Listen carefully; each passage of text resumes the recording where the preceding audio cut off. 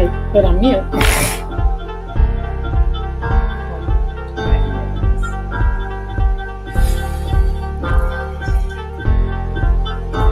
So shirts and recipes.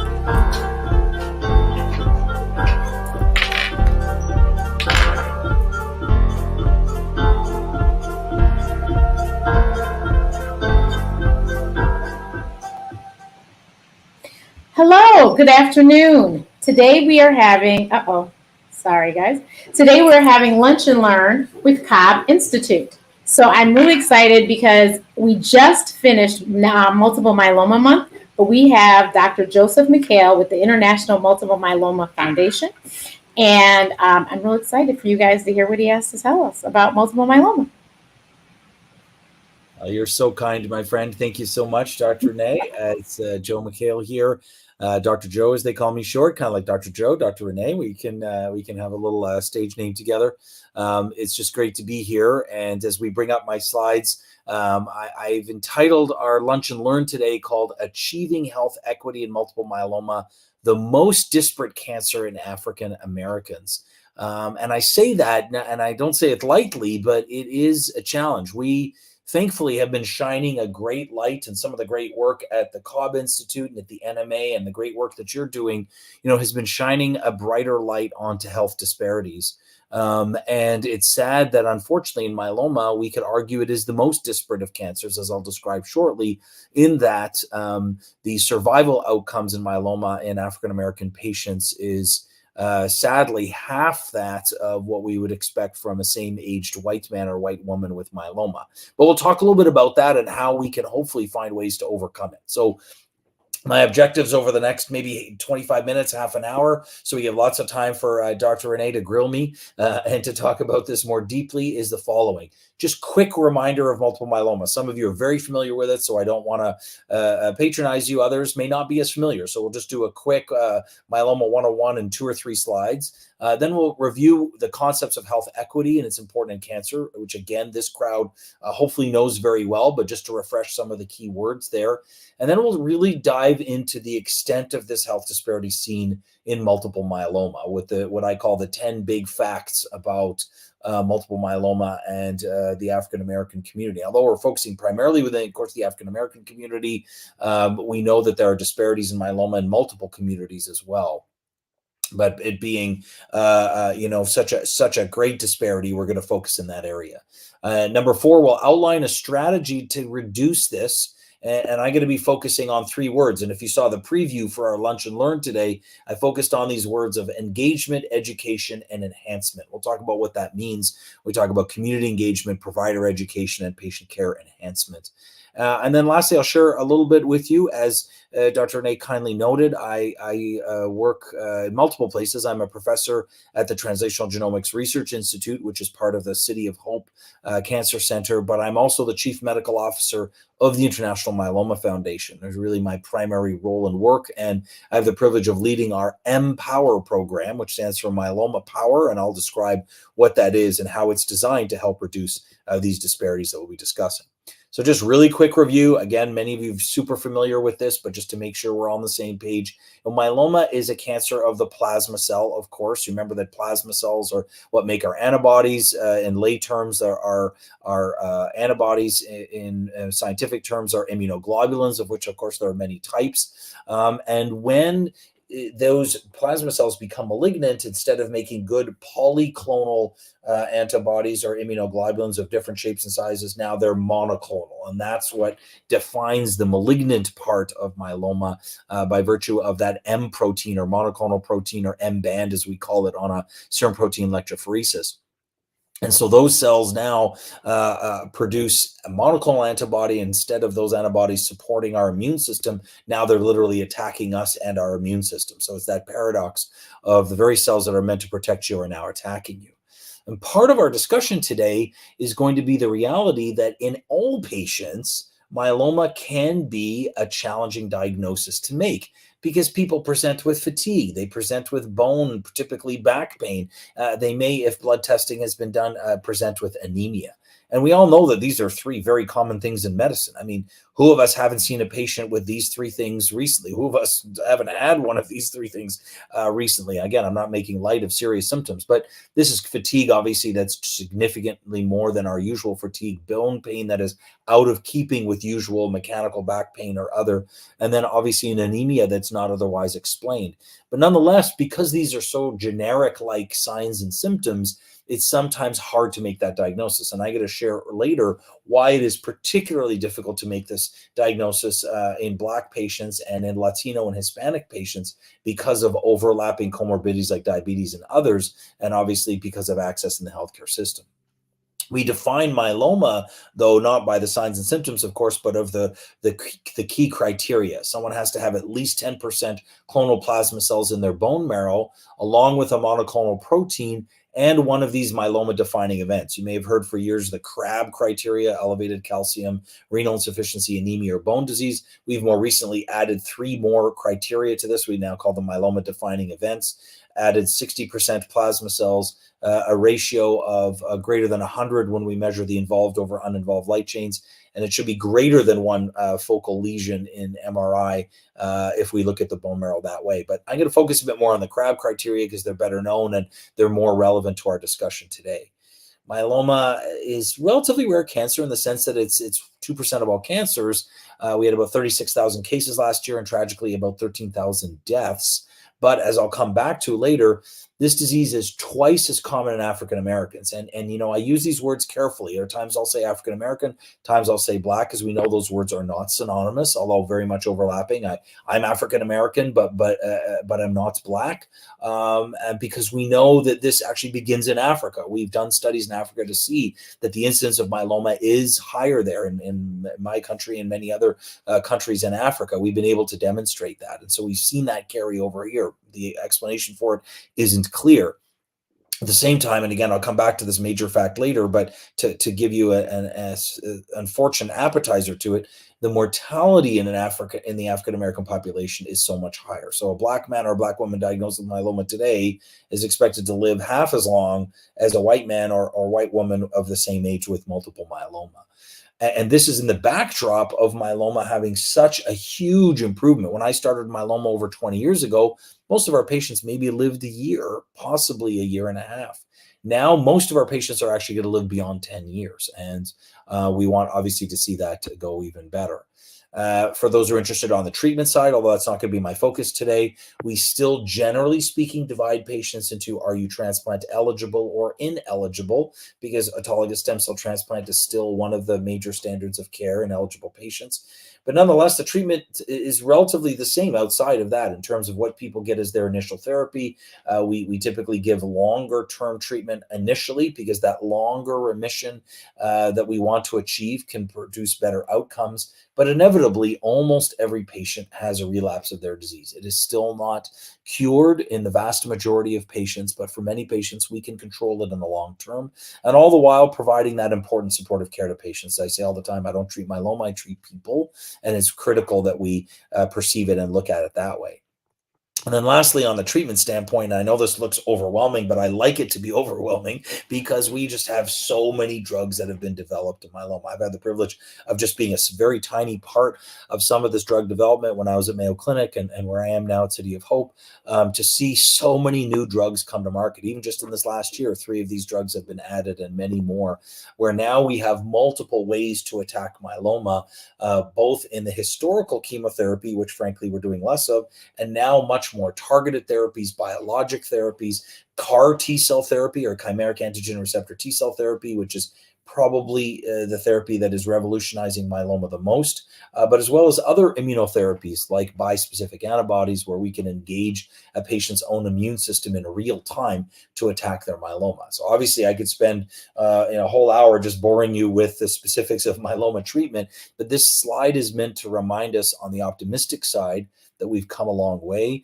but also on the complexity slide that we have a lot of choices, and we're grateful for that for our patients. But sadly, as I'll show you, sometimes that widens the gap of disparity, that as newer therapies are developed, there are individuals who not only historically, but presently have less access to those. And we'll talk a little bit about that, because really, if you want to nap for the rest of my talk and just wake up when Dr. Renee comes back, the essence of the disparity specific to myeloma is delayed diagnosis and access to therapy.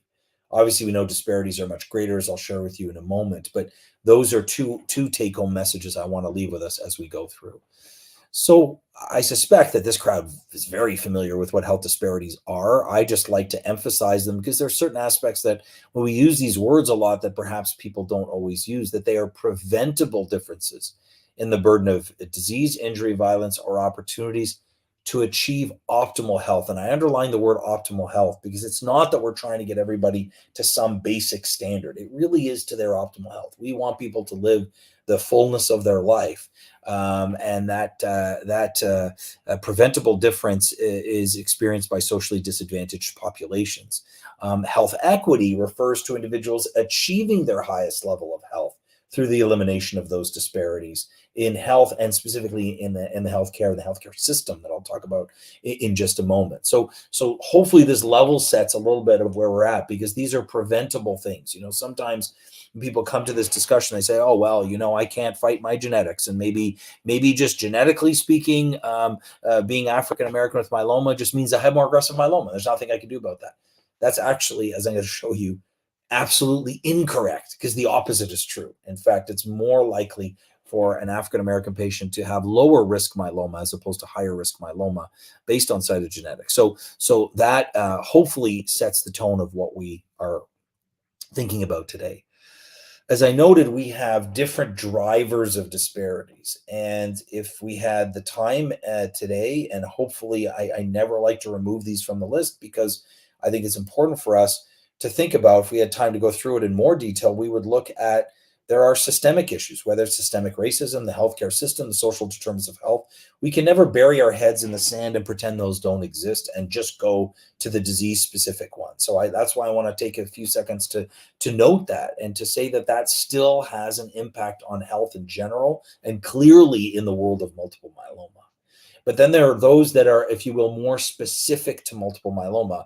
And I'll be focusing a little bit more on these four over the course of the next 20 minutes, which is the biology of the disease and concomitant comorbidities. And we'll talk a bit about, for example, the overlap with diabetes and how that unfortunately can lead to a delayed diagnosis and inferior outcomes. The delayed diagnosis itself, as I mentioned, the access, which I refer to as the 4 Ts that I'll show you in a moment: triplets, transplants, trials, and CAR T, arguably the 4 things that have had the greatest impact on that survival advantage I shared with you, where people are living longer with myeloma than ever before. If we look at the last 20 years and say, what has led people from living 2 years to over 10 years, it's been these 4 Ts. And sadly, all 4 Ts have been less accessible to certain populations, including the African-American population. And then in us as the providers, and that's why it's important for us to see it, everybody plays a role in this situation, is the lack of diversity, cultural sensitivity, and optimal communication in us as healthcare professionals, whether you're the doctor, the nurse, the pharmacist, the physician assistant, the social worker, the receptionist, the MA. We all play a role in this. And if we're going to see a solution to this, we all need to recognize that we have a responsibility to do so. So now, to drill down a little bit more into these facts, just so I can share them with you, I made this bold claim from the start that this is the most disparate cancer in African Americans. How can I make that claim? Is based on these 10 facts. Number one, myeloma is the most common blood cancer in African Americans. Right now, the incidence is growing. We'll talk a little bit more about the population of African Americans within the U.S., about 14 to 15%. But the incidence is growing such that in the next 10 years, we expect that a quarter of all myeloma patients in this country will be of African descent. And that's a large number of patients. And so it is not something, even though we think of myeloma as, generally speaking, not as common a cancer, where we always focus on the big 4, breast, lung, colon, and prostate. There is a fifth that we need to understand. In fact, one of the cities that we've worked with in our Empower project in Baltimore, at the University of Maryland, had a wonderful program of outreach into their community And they used to call it the Big Four, and they would educate and had door hangers during the pandemic and just did so many things to try and engage the community and raise awareness of these cancers and have people understand when they should be tested, what symptoms they may be looking for. They now actually call it the Big Five because they've added myeloma to that. And that is because of the commonality of it and the importance of it. Number two, as I commented earlier, it is twice as common in African Americans. The incidence is twice as high. That's why it is so common within that population. And so this is something that, as I commented, was we've demonstrated from origins in Africa. Number three, African Americans are younger at diagnosis by about 4 to 5 years than the average or than white patients. In fact, Latino and Hispanic Americans are likely the youngest on average. Again, that's a whole separate talk and discussion around the disparities within that community, but they're very prominent, very overlapping with the disparities we see with the African American population. This is particularly important to a physician audience because, you go to medical school and you hear that basically myeloma is a disease of geriatrics. It's the older population, pretty much, 69, 70 and above. And you may not think when that 52-year-old Black man walks into your office that they could have myeloma.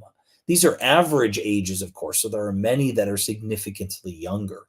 And so it's important for us to put myeloma in our differential diagnosis, as it were, even in a younger population, especially if that patient is African American or Latino or Hispanic American. As I mentioned, African Americans comprise now about 20% of all patients with myeloma, albeit only about 14% of the total population. And that's because of that increased incidence. So about 1 in 5 patients now in this country are of African descent. And I know these are sometimes hard to follow a little bit. These are the SEER trends that we've pulled up. It takes them a while to have them published. So this goes back to 2020. But just look at what I've circled here. When we look at the expected mortality in individuals, and you can see where the averages are. So if we look at the white population, it's 4. For the Black population, it's 8. So really twice the mortality. And obviously this is not just explicitly myeloma related, although these are in myeloma patients, that it's really important for us to see that. And that's why, as I say, a Black man diagnosed with myeloma today is expected to live half as long as a white man with myeloma of the same age in terms of their life expectancy. Number 6, there's a longer time from symptom onset to diagnosis in African Americans. Now, I commented earlier that myeloma in general is a hard diagnosis to make because people start with relatively generic symptoms: pain, anemia, fatigue, maybe a little bit of proteinuria, maybe a bit of neuropathy, things that could speak to multiple other conditions. So for the average patient, they actually see their primary care provider 3 times with signs and symptoms consistent with myeloma. That is even longer in African Americans and indeed in Latino and Hispanic Americans. And that's for multiple reasons. Very often the confounding diagnoses of diabetes. And this is one of the important take-home messages I would like to leave with this crowd today is, you have that patient. We're actually hoping to launch a program in Detroit soon with our pharmacy colleagues, looking at ways of picking up myeloma more quickly in the diabetes population. Because what happens often is our myeloma patients look back and say, I've had diabetes for a long time. And people told me that my anemia, my renal insufficiency, my proteinuria, my neuropathy was all related to my diabetes, when in fact I was brewing myeloma the whole time. Now, I don't want people to be obsessed and think every patient with diabetes has myeloma. Of course not. But the signs and symptoms of diabetes might be masking the myeloma, and you may not be able to detect the myeloma, so it should be thought of. Obviously, there's a lack of access to the diagnostics and care, lack of awareness within the primary care providers of the unique demographics of myeloma patients within this population, and then being able to get referral to specialists. All of these have led to, time and time again, study after study showing it takes longer to think about the diagnosis, it takes longer to confirm the diagnosis, it takes longer to see the oncologist or hematologist to get started on treatment. That delay significantly impacts the patients in the long run, as we know, in a disease like myeloma, where we can see long-term damage to bones, kidneys, and other organs. It becomes really important. I commented very briefly that we have what I call the 4Ts, treatments that over the years have clearly benefited myeloma patients, triplets or 3 drug combinations, autologous stem cell transplants, CAR T cell therapy, this newest therapy, and indeed clinical trials. Where, as I commented, African Americans comprise about 20% of all myeloma patients, but at best 8%, more like actually 4 to 5%, and even less in pivotal trials. And so this underrepresentation in clinical trials is a big deal. This isn't just some artificial number. This typically means that we don't know how well or how safe or toxic these therapies may be within this critical, important one fifth to now almost 1/4 of the population of myeloma patients. And so being able to generalize this is important. And so we can't do that. And obviously, as we know, there's a huge history of reasons. And people, tend to quote specific studies like Tuskegee and others, which is very important to do. But we need to do something about it now and not just look into the past. We need to rebuild that trust. We need to be able to be very pragmatic in the way that we include various individuals in clinical trials that have historically been excluded. And it takes a strategy that begins in our culture of thinking, in the specifics of the clinical trials, in the way we engage the community, in the way those trials are designed, patient engagement. I mean, again, that's another hour-long talk of Dr. Joe's top 10 things that we can do to improve diversity in clinical trials. And we're seeking, of course, to do that at the IMF, but it's something that we need to do across the board. All right, 2 more facts. I'll tell you a bit about Empower, and then I'm going to bring back Dr. Renee so we can dive into some questions. There are some biological differences, and as I commented before, it's not that African Americans actually have higher risk myeloma. They tend to have lower risk myeloma. So we have cytogenetic features that basically determine if someone has high risk or standard risk myeloma. When people have things like translocation 1114, that's lower risk myeloma. That's more common within the African American population. Whereas things like the deletion 17p, which we know is a high risk feature, is actually less likely to occur in African American population. And maybe arguably one of the most important, if not the most important facts here, despite the terrible backdrop of what I've shared, is if we look to the VA system, where at least theoretically, independent of race or background, people are given the same diagnostic and therapeutic pathway. We know that in that system, African American patients do well, if not better than white Americans. So that tells us that the disparity can be overcome if we have a system that facilitates that. So this is kind of what gives us hope. This is that call to action that I've mentioned. So what do we do about it? Well, it's complicated. I can't pretend that I can answer this in 20-minute, 30-minute lecture, but it's going to take collaboration between the lay community, the medical community, the regulatory community, and the corporate community. And all 4 have a key role. And everybody's got to be on board with this. No, not one group can fix it. It can't be fixed by the medical community, by the pharmaceutical companies, by the government, by the regulatory agencies. No one group can do it. We actually believe, and again, I'm not going to overstate the work of the International Myeloma Foundation. We're a relatively small foundation based in Los Angeles, but we actually believe that we can help bring these groups together to work on it. And so we've created what's called the Empower Myeloma Power Project, which was designed with a core vision to improve the short and long-term outcomes of African Americans with myeloma, with a bit of a play on words, M standing for myeloma power, where we can empower patients and communities to change the course of multiple myeloma with these 3 pillars of engaging the community, where we can raise awareness, increase understanding of the disease so people with signs and symptoms can go to their doctor and talk to about it, support the people that are going through it, that we can educate the primary care world in how to make the early and accurate diagnosis of the disease, and then how we enhance the care through our providers, making sure that we have greater, as some like to use the word cultural competence or cultural sensitivity, or a greater understanding of the system so that we can provide that optimal care.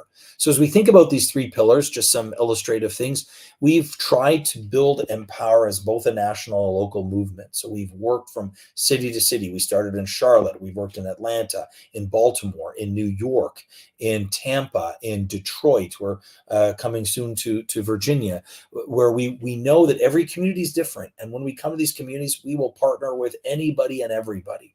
one of our greatest partners has been the National Medical Association, the Cobb Institute. We're delighted to facilitate this lunch and learn with them because they've been tremendous collaborators. But whether it's churches, you name it, barbershops, this month of April, we are doing an outreach in about 300 different barbershops in Indiana, that amazing programs they have in Indiana to facilitate this, where we can provide education, as many of these barbershops have their health day for one day in the month of April to bring education to their clients, and that we now can include myeloma education in that. At the same time, we know we can't get to every community in the country, so we do national efforts, large campaigns, large activities. The whole idea is that the patient or the future patient is in the middle, and we surround them with the myeloma experts, but all of these other organizations and more that you see here, celebrities. We've worked with Ice-T, we've worked with so many others to try and raise this awareness so that patients can be empowered, so that they can understand the disease and know if they need to be tested for it. We do specific workshops in specific cities, as we've done this last year in Charlotte, New York, Tampa, and Detroit. And we always do festivities around Juneteenth. We did last year. We're planning to do another one in New York in a few months' time. Give you a flavor. Sometimes we have them at a community center. Sometimes they're in a fraternity. Sometimes they're in a church, like we did here in downtown Detroit, where we worked with the Tabernacle Missionary Baptist Church, along with the amazing folks at the Carmanos Cancer Institute in Detroit. And the idea is to engage patients in creative ways, any way we can reach patients. Even like a Facebook Live that we're doing here. We've done many Facebook Lives to reach out to patients. We've created different venues where patients on our website, which we've had over 400,000 hits now, where people can hear the stories of others. They can. We've created this toolkit so people can understand myeloma a little bit better and have them walk through that journey a little bit more smoothly. Our president and CEO, Yelek Baru, who he himself, originally from Ethiopia, has now had myeloma for over 27 years, shares his story of what it's like to be a long-term survivor of multiple myeloma. We try to provide as many resources as we can to patients and educate them throughout. The number two was educate, as I commented, that we specifically want to work within primary care providers and other specialties that are maybe that frontline interaction with a patient who's going to develop myeloma, to know what are those CRAB signs and symptoms. What testing do I order? Is it a serum protein electrophoresis, or is it a light chain test? Well, it's both. It's critical that we order both of those together and a cohort of tests, so that we can more accurately detect the disease, because very often it may be suspected, but the right tests are not being done. And so we've even worked through lab organizations to reach more patients with this, and have taken it to the publication realm as well, just looking at multiple publications just in this last year. For example, the one in the bottom hand corner here, Multiple Myeloma for the Primary Care Provider, a practical review to promote earlier diagnosis amongst diverse populations. And so it's important for us to try and reach the community in every and any way we can. And lastly, to enhance, and maybe the jewel in the crown of our enhance pillar has been this beautiful partnership with the Cobb Institute in creating what we've called Medical Student Scholars for Health Equity in Multiple Myeloma. And the essence here is to select 12 minority students, many from historical Black colleges and universities, and pair them with a myeloma doctor for 6 months virtually to do a project, anything to do with health disparities in myeloma, and then bring everybody together at the annual meeting of the National Medical Association for these students to present their posters. So here, for example, were our first set of students this last year, paired each with a myeloma doctor who has a particular interest in health disparities. And they worked on these projects together, and then we all came together at the annual National Medical Association meeting. It was just a remarkable phenomenon last year that Dr. Monica Bertinoli, who at the time was the director of the NCI, the National Cancer Institute, now the director of NIH, was there. You also, for those of you who know her, see it hurts my heart to know that Dr. Edith Mitchell is no longer with us, but Dr. Mitchell was with us on that poster walk. And it was just remarkable. Over half of these students had never done a research project before. And here they are doing this project with the opportunity to present it in front of the director of the NIH. And many of them now have gone on to finish these projects in terms of publications. Even another one was published just this last week. And so it was a beautiful partnership with the Cobb Institute, the NMA, and the student NMA. And shout out to them who have helped us in reaching many of these students to apply for the program. Last year, we had over 60 people apply for those 12 positions. And we're now collecting, it's early on, but we're collecting metrics on these students as to what they've learned about myeloma, what they've learned about disparities, but that's already having an impact. And we're very, very grateful for that. Even in their ability to do research projects, we want them to gain these skills so that no matter what they go into, whether they become myeloma doctors, which of course I want them to, or they become cardiologists or primary care physicians, we want them to have a sensitivity to health disparities and specifically within the myeloma community. So looking to the future, as I come to a close here, we have workshops in New York and other cities. We're continuing to do multiple different programs. We're about to roll out what we call the clinical trial mentorship program. So this is where patients themselves, minority patients who have been on a clinical trial, can share their story, so that other patients can hear it from other patients. One thing for me is, as Dr. Joe, to share with my patients what a clinical trial is about carries a lot of weight when it comes from someone who is similar to them and who can share that experience directly. So in conclusion, health disparities are sadly prevalent across a lot of diseases, but particularly, I hope I've convinced you, in multiple myeloma. There are many other types of inequity in myeloma that include geography, age, gender orientation. I've really just focused, understandably, today within the African American community because that is where we see the greatest disparity. But we have to understand those disparities to overcome them. But I believe that we can overcome many of them. We're not going to be able to do it overnight. It took us hundreds of years to get where we're at. I hope it doesn't take us hundreds of years to correct it. But as we do so, we need to think of both short and long-term strategies. Right? I think that medical student program, for example, is a longer term strategy because it's building a cadre every year, 12 more medical students who are sensitized to this issue. And no matter what they do in their career can support reducing health inequities in myeloma. So we have both short and long-term strategies. And I really do think that as we work together and as we as the IMF, we're happy to partner with anybody. If anyone's listening today and you're interested in this, join us, talk to me, reach out to us, find us. We would love to have you engaged with us as we try genuinely to change the course of myeloma so that patients can live better and live longer. And so with that, Dr. Renee, I am going to stop sharing my screen and turn it back to you for Q&A time for the rest of our time together. I hope this has been illustrative and educational so far. And I just want to thank you again for who you are, for what you do, and for allowing us to participate with you today, my friend. Thank you so much. That was great. Amazing information. I just want to definitely make sure everyone understands, how does the Empower program tailor its support to meet the diverse needs of myeloma patients? Yeah, so I think the it's a beautiful word, tailor, because that was really the goal of Empower. You may remember I showed that slide where it's both a local and a national effort.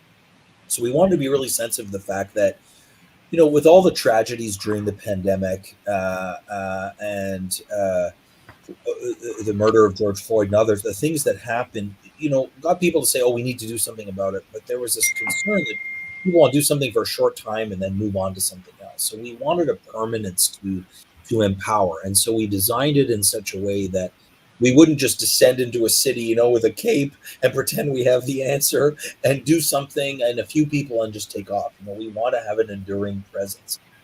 Obviously, as a small organization, there's almost only so much we can do. So we partner with others, and that amplifies the effort. And so our goal in supporting the needs of those who will become myeloma patients and being myeloma patients is that ongoing support. We have our support info line, as I mentioned. We have an ongoing presence in those cities, and then we connect patients to the resources in their own community, within their church community, within their fraternity, sorority, within obviously the medical system that's there, to make sure that this isn't just a flash in the pan, that there's something there consistent with them in the long term. Awesome. And it's funny that you said you were you guys went to Detroit. That's actually where I just came from.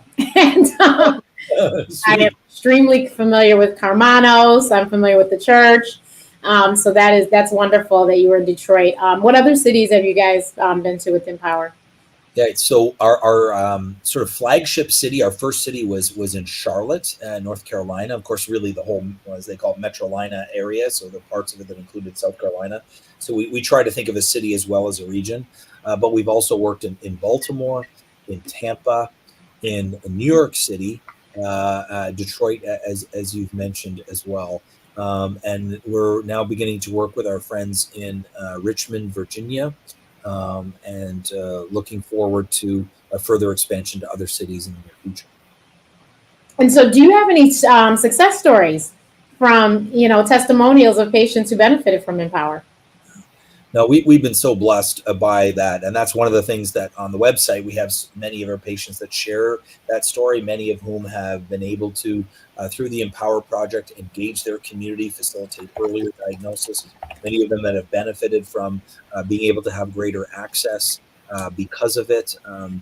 I think we've been particularly touched by what's been happening with the medical student program. To see these medical students so benefit from a program. One of them, our big meeting every year is the American Society of Hematology meeting, ASH as we call it. One of our medical students, because of the project that she worked on, received an Abstract Achievement Award. Oh, wow. It's one of the papers that has now moved on to publication. So we've tried to see success stories in the patient world as well as within the medical provider community. That's awesome. What is the website? Because I want to make sure we put it up here. Yeah, we keep it simple. You can just go to myeloma.org. Got it. We have the sub website of empower.myeloma.org, or just even empower.org will take you there. And that's the website of the International Myeloma Foundation, where we try to provide resources for everyone and anybody involved in the myeloma community, whether you're a myeloma geek like me, and interested in the details, or if you're someone who doesn't know how to spell myeloma or thinks that myeloma is a skin cancer, which it is not, that's melanoma, and everything in between. We try to provide resources there. We just, for example, created a series called Myeloma Made Simple series, where in short, TikTok-like videos, although I do not dance, Dr. Renee. I don't dance in the videos. I'm not saying I don't dance, but I don't dance in the videos where we, try and break down the complexity of myeloma into short snippets for people, and that has been a benefit even in patients, even in providers, who just aren't as familiar with myeloma. So we try to make it useful and helpful to all. So how does the International Myeloma Foundation measure the success and impact of the Empower program? Excellent.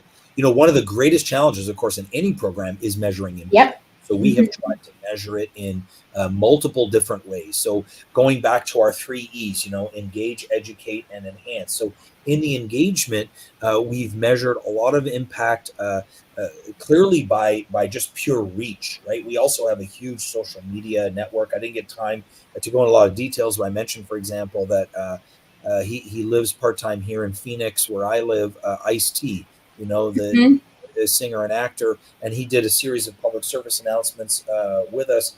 And we were able, for the first week of Black History Month, have one of his public service announcements on one of those massive jumbotrons in New York City. Oh, wow. Every hour, people got to see Ice-T talking about multiple myeloma. So one of the ways we measure impact is just sheer reach. How many communities have we reached? How many people? How many individuals? But then more importantly, as you say, the deeper impact is what has been that benefit. And those are the kinds of things that we seek to measure, of looking to shorten the time to diagnosis. So in some of these cities we've gone to, we're measuring before and after we've been in the city. What was the symptom burden of Black patients when they got diagnosed with myeloma? What was the time from their first symptom to diagnosis? We're doing that with a couple of medical centers.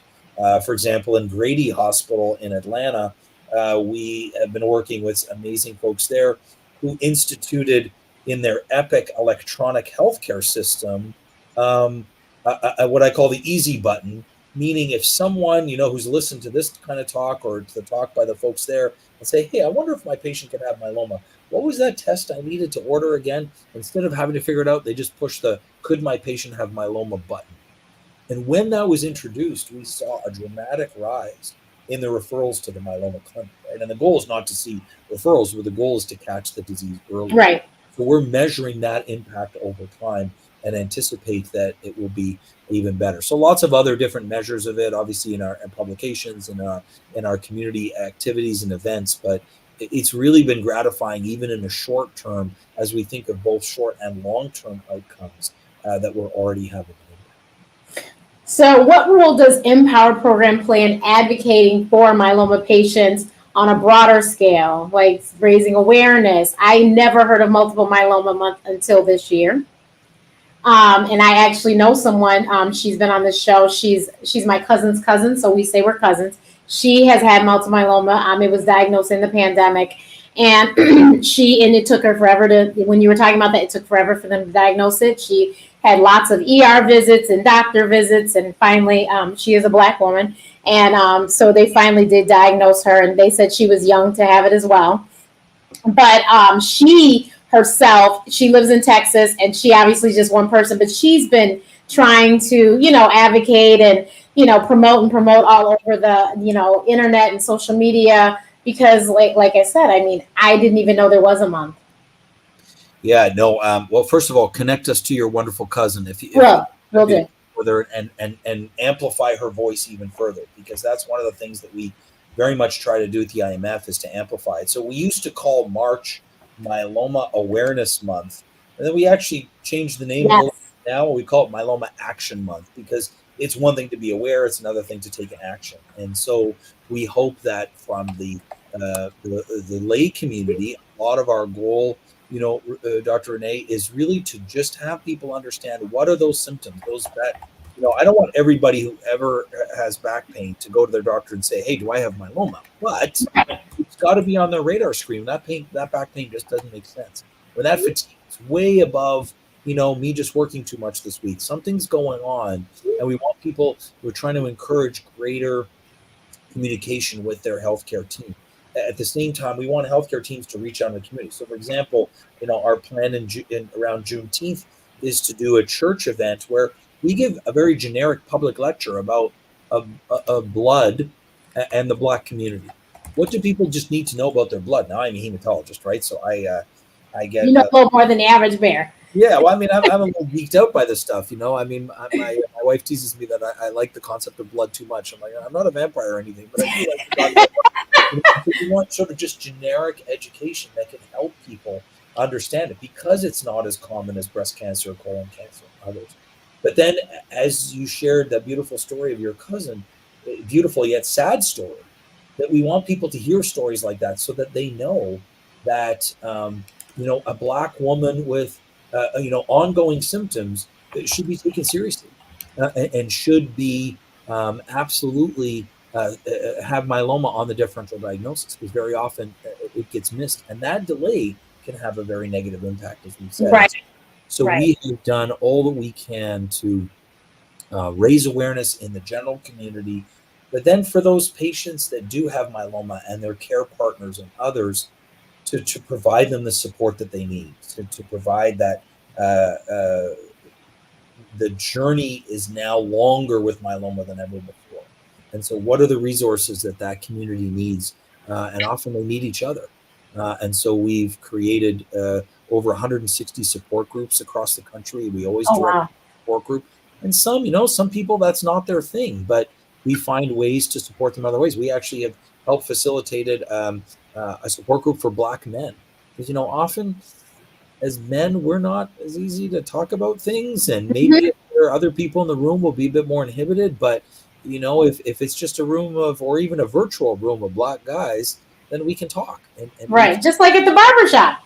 Absolutely. Hence the barbershop program that I mentioned to you. And so we're trying to think about every and any creative way, and really being able to partner. As I say, the National Medical Association has been marvelous. We worked with the Black Nurses Association. We've worked with, as I mentioned, fraternities, sororities, celebrities like Ice-T and others, to try and connect with the community any way possible. Yeah, that, and then you blew me away when you said this is the 5th cancer behind prostate, breast, colon, and lung.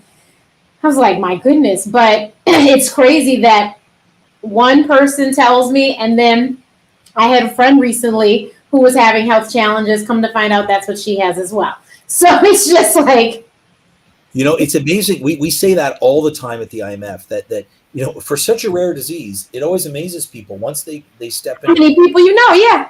all of a sudden. And we actually think, and Dr. Renee, this is part of our objective.